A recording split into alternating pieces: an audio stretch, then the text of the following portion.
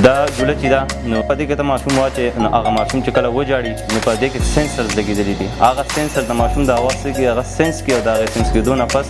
د جوله چې ده د په خپله زنګېده شروع کړي. زما نوم محمد شهید خان دی. زما تعلق د لنګر خوازخیلې سره دی او زه د سوات یونیورسټۍ په شنګله کیمپس کې سبق وایم. ډاکټر فضل قدوس خان چې دی هغه زما سوپروایزر دی.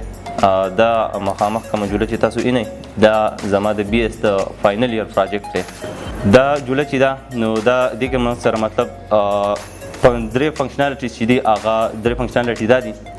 چې اوس کله مطلب په دې کې ته ماشوم واچې نو هغه ماشوم چې کله وجاړي نو په دې کې سینسرز لګېدلي دي. هغه سینسر د ماشوم د اواز کې هغه سینس کې او د هغې سینس کېدو نه پس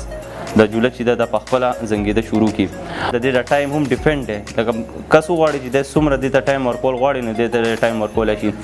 بل په دی کې سینسر د لایټ سینسر لګېدلی دی نو هغه لایټ سینسیټیو مطلب دا چې کوي د لایټ سینسیټیویټي چې کوي که فرض که چې کله تیاره شي نو دې کې چې کوم لایټ لګېدلی دی دا لایټ ولګي او که فرض که رڼا شي نو مطلب د ورځ شي نو په هغې کې چې کوم لایټ لګېدلی دی د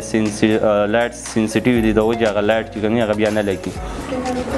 بل په دې کې د آډیو سیټ اپ هم ما کړی دی. کله چې مطلب دا جوله چې ده دا په خپله زنګېده شروع کړي د ماشوم د اواز سره نو هغه د مطلب چې د صورت رحمان او صورت یاسین هم د دې سره سټارټ شي. زموږ په یونیورسټۍ کې مطلب یو کال مخکې یو سیمینار شوی و او هغه سیمینار چې هغه د آرټیفیشل انټیلیجنس په باره کې و نو هغې د آرټیفیشل انټیلیجنس په باره کې چې کوم سیمینار شوی په هغې کې زه ناست وم او د هغې نه چې ما کوم څه زده کړو آخر کار چې بیا زما په ذهن کې الله پاک دا آیډیا راواچوله او ما چې یاره زه داسې قسم کار وکړم چې هغه د معاشرې دپاره د خلکو دپاره ډېر فایدهمن وي. نو بیا زه ولګېدم ما دا کم آیډیا چې زما ذهن ته راغله زه ولګېدم ما خپل سوپروایزر سره خبره وکړه چې سر زما داسې قسم پراجیکټ دی داسې آیډیاز ده زه په دې کار کول غواړم. نو زه په د سوات یونیورسټۍ او د خپل سوپروایزر ډاکټر فضل قدوس خان ډېر شکرګزار یم چې هغوی ما ته بیا دا دومره دغه راکړو هیلپ زما سره هغوی دومره وکړو. ډېر ښه قابلان خلک شته په دې مطلب زموږ په سیمه باندې په سوات باندې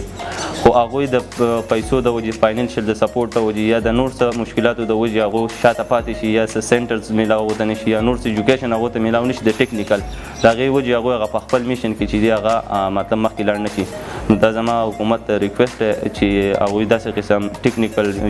سینټرز چې کوم دي هغه کولاو کړي او هر سړی پکې مطلب په هغې کې خپل کم دغو چې کم میشن یې کم ویژن یې چې هغه په هغې کې مطلب مخې ته لاړ شي هغه خپل میشن چې دی هغه اصیل کړي.